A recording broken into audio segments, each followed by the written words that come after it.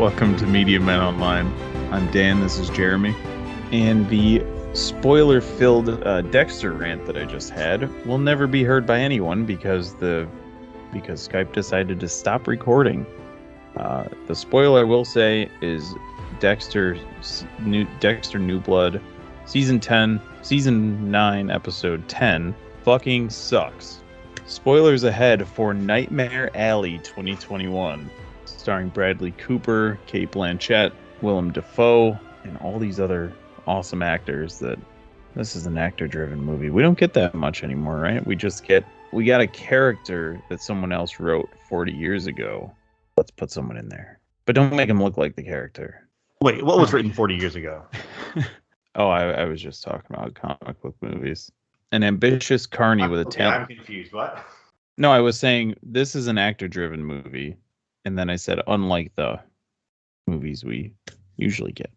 The most not Marvel movie that's come out. Yes. That was good in a long time. 100%. That comes to mind right now. Maybe someone in the comments can point us in another direction, because I think what makes me really like this movie is how different it is from everything else. And I will say, if you haven't seen it yet, I would encourage you to watch it before you listen to the rest of this, because we're going to spoil the crap out of it. If there were 10 other movies like this out right now, maybe it wouldn't have hit me as it did. But the synopsis per IMDb: an ambitious carny with a talent for manipulating people with a few well-chosen words hooks up with a female psychiatrist who is even more dangerous than he is. Bradley Cooper joins the circus. That synopsis really spoils half the movie too. Yeah, right.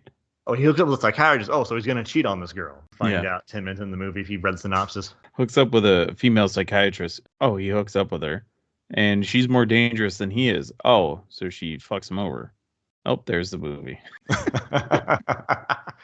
Damn, IMDb. Jesus. The fuck? What? Trailers often do this, but man, that synopsis really went the extra mile. Yep. Does it say, synopsis, this guy turns out to be the gimp the whole time? So this is Bradley Cooper's the main character, and he starts off, he's setting a house on fire and burying a body, which we find out later is his father, right? So his name is Stan Carlisle, and as he walks away from the house, he joins up with a circus, and he learns from. It's really weird because they call it Nightmare Alley, right? Sounds like a horror movie, but that's just the word they use for the row of tents and everything, right? He learns from one of those fake mind readers.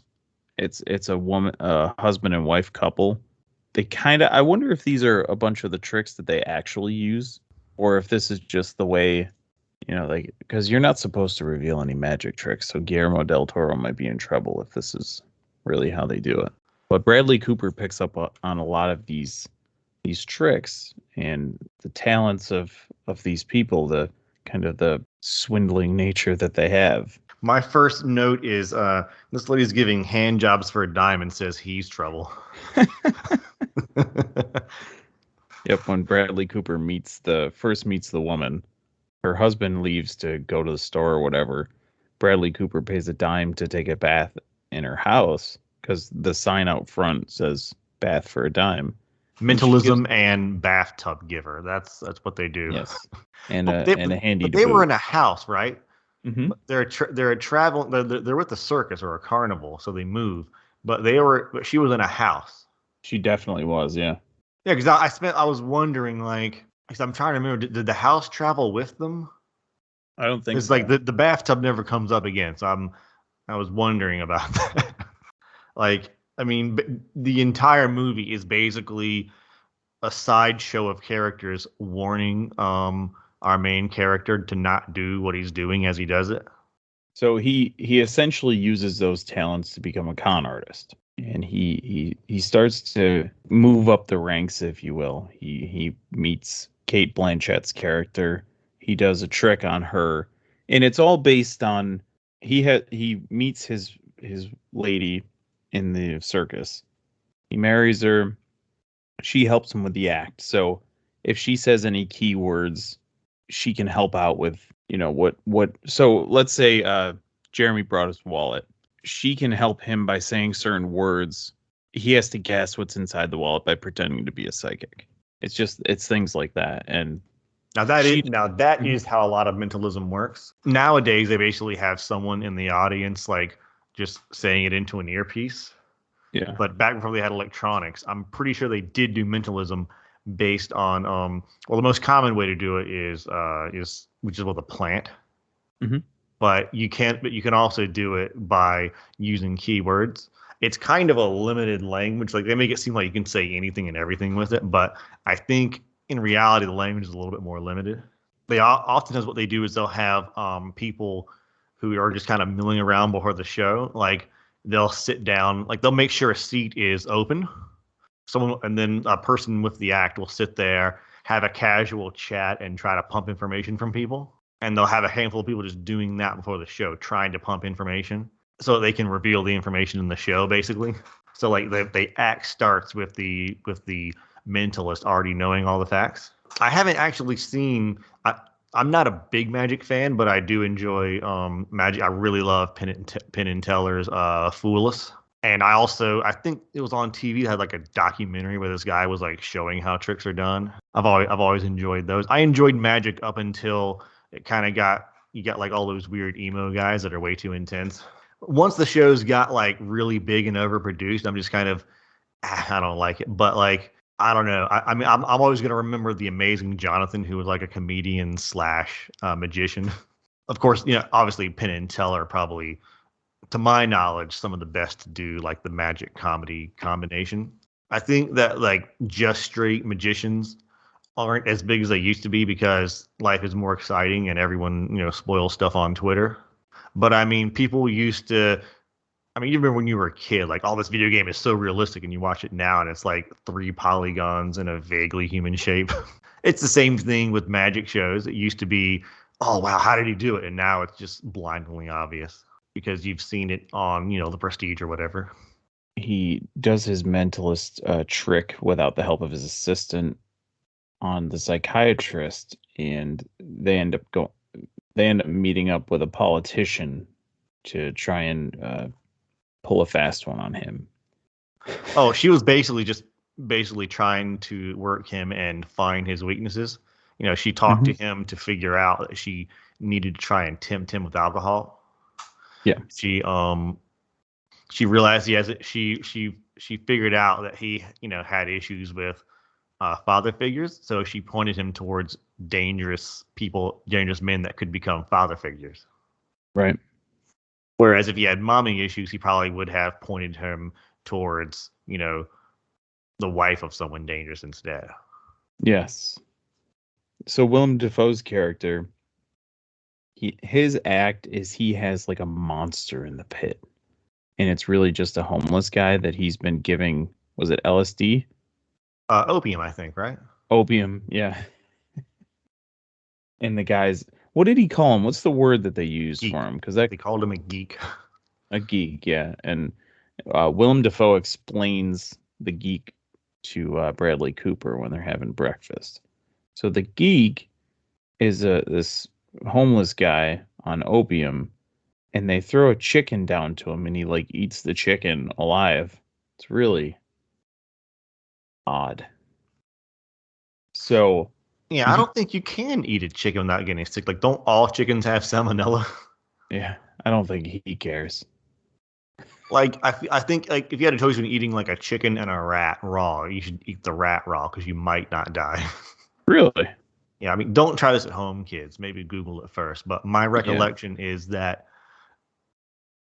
raw chicken is basically guaranteed to be deadly. No shit. Chicken And tartare.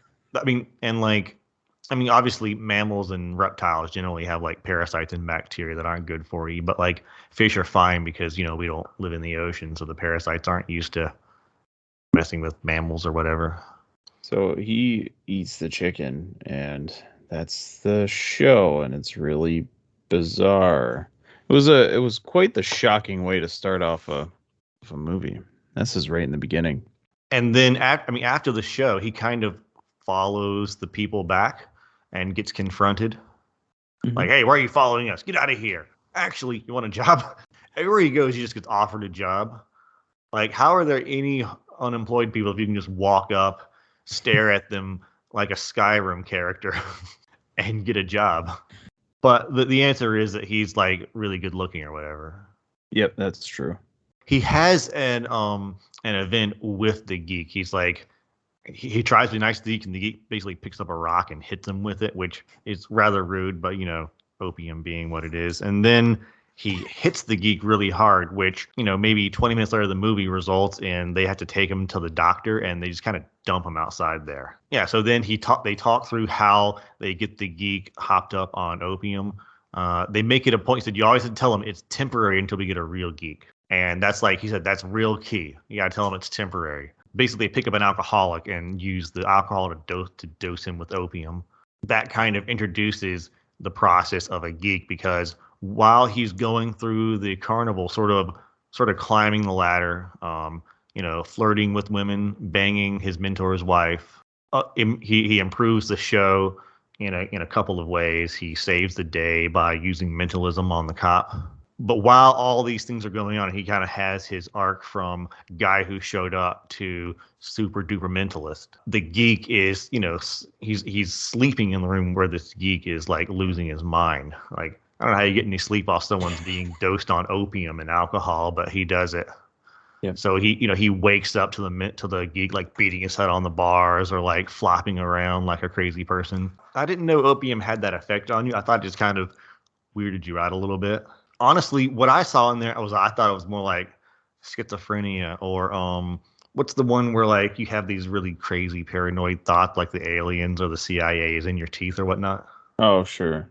It might be schizophrenia. I'm not a doctor, but like it looked more like a serious mental disease than like, someone who is zoned out on heroin or opium, based, from what I saw. But like that's their angle for it, kind of like they make it a point to hide the geek from the cops. So like they know it's so like in this world, it's not just legal to keep someone in a cage and dose them with opium, but like everyone just seems to be fine with it. Like you kind of have some tension with him, like messing around with these two women, and and with the mentor, and like kind of interpersonal stuff with him and the carnies. But like everyone's just fine with this guy being tortured. Everyone except, Carla. He like kind of looks at it and he seems to be empathetic. He doesn't actually, do anything or, call the cops for kidnapping. Just, some casual human trafficking, as you did in the 40s? Yeah, this is the 40s. And it's also in this period when they start this kind where he does the mentalism thing, and they make very pointed warnings like, oh, don't do the spook stuff.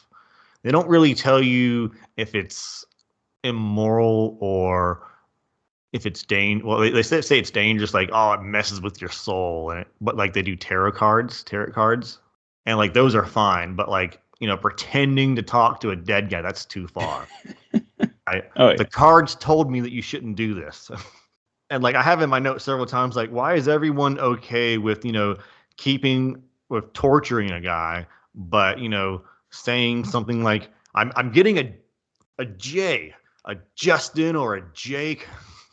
Like I sense that you've met someone named John. Yeah.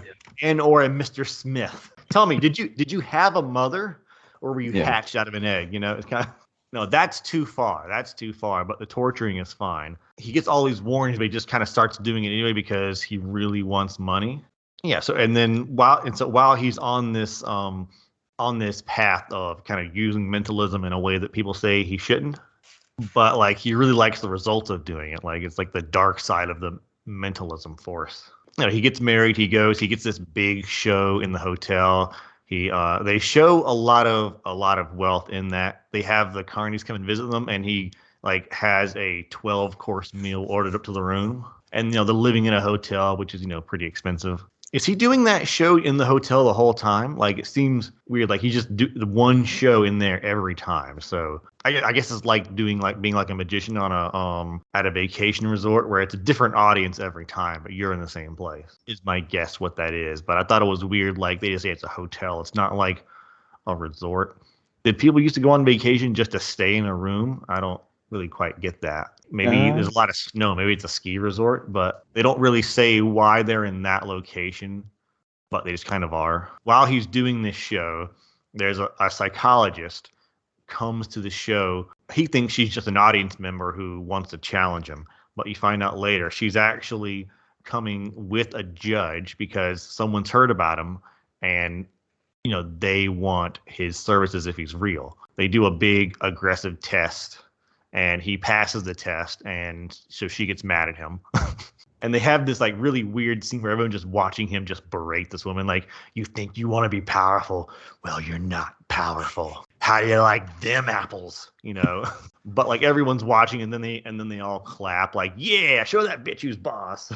She seems angry in that scene, but then after that, they're all business. She introduces him to the judge who wants to talk to his long dead son, and he does the whole mentalism stick using information that she feeds him. So she takes a very big risk, and he does it thinking she wants money, but the price she asks for is he has to tell her the truth, and he'll know if she's lying, and she'll know if he's lying, even though she didn't know he was lying when he said he knew what the gun was.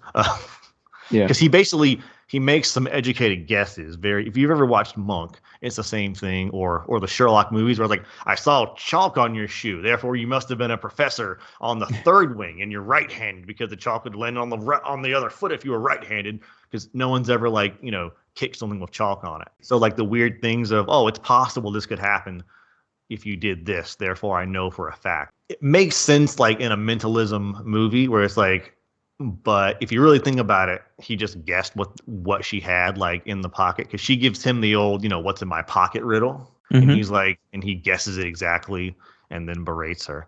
But then instead of using his mentalism, he basically just uses her information to scam people. And he breaks into her office to get information that he thinks doesn't want him to have, but she, intentionally gives him a chance to break in. And it all unwinds when he basically has his scheme go poorly in the most obvious way possible, because he thinks he can control this guy, but the guy never listens to him a single time. But he still goes through with it because I don't know if it's because of money or because of fear at the end, but he goes through with it and it falls apart exactly the way you think it would fall apart. And then he goes to the psychologist to get this money because, he left all his money with her for some reason. He has $20,000 and can't afford a safe deposit box. I don't quite understand that. But basically he buys into her shtick because she out psychologizes him. Like, he's using the power of folklore and she's using the power of science. And then he kind of almost kills her but doesn't. And she's like, I got my revenge. Somehow no one figures out that all the information he has is stuff that psychologist was told. I don't know if anything happens to her. I don't remember anything bad happening to her, even because the movie's about him. So I don't think bad things happen to anyone else unless it helps turn him down his path. And he has to run away from the police and the mob. And so he just goes and becomes a tramp. And through this whole process, he takes a drink. Do you know why he starts drinking? Because of her, right? But all she does is put the alcohol in front of him, and he drinks it the fifth time she offers it to him. Well, I don't remember what triggered the final time, but it was just because she kept pushing at him. Yeah, so basically, if you tell him to do something, he's going to eventually do it. But it all comes down to him at the end. He's a tramp. He walks into the carnival to try and get back into the carny game.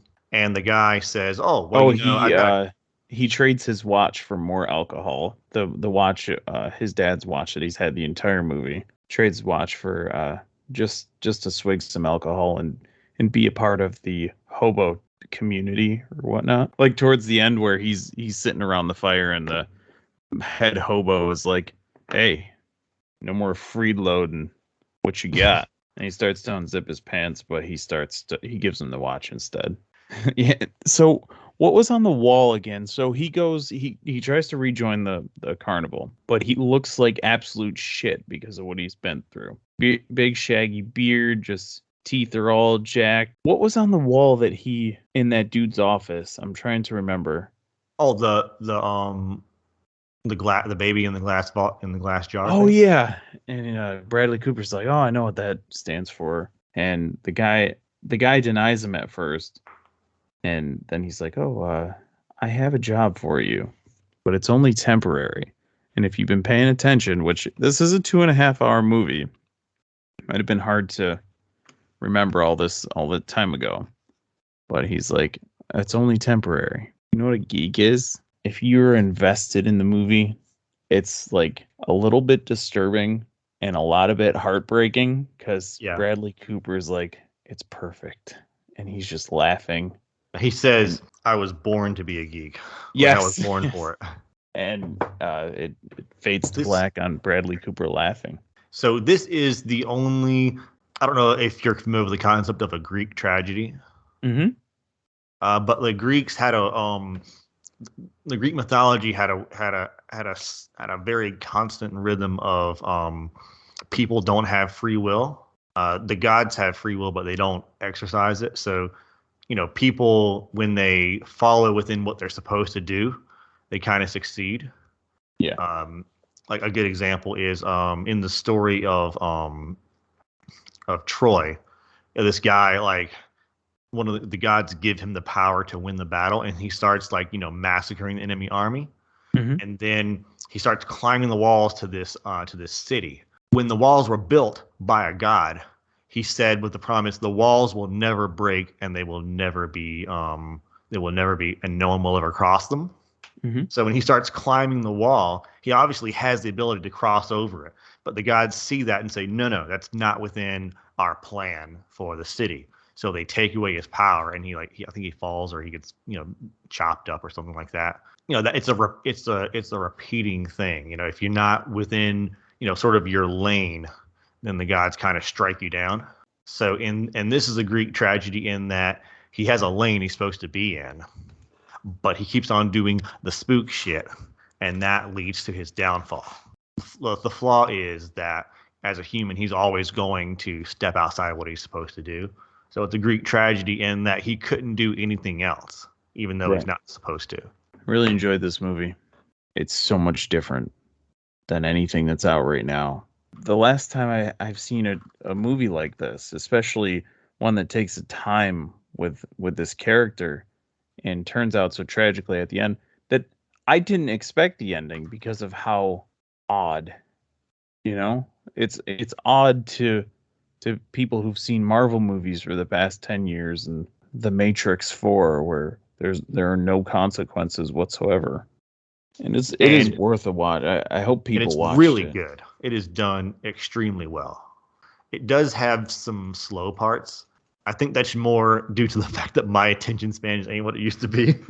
The movies we spoke of that are in direct contrast to this movie fully contribute to lack of attention span. So, Yeah, unfortunately for this movie, did not make a lot of money back. 8.7 million at the theaters so far. It is still in theaters. I don't know. I really enjoyed it. It was a good time. It was a sad time at the end, but it was a good time. Ooh. it's a $60 million budget.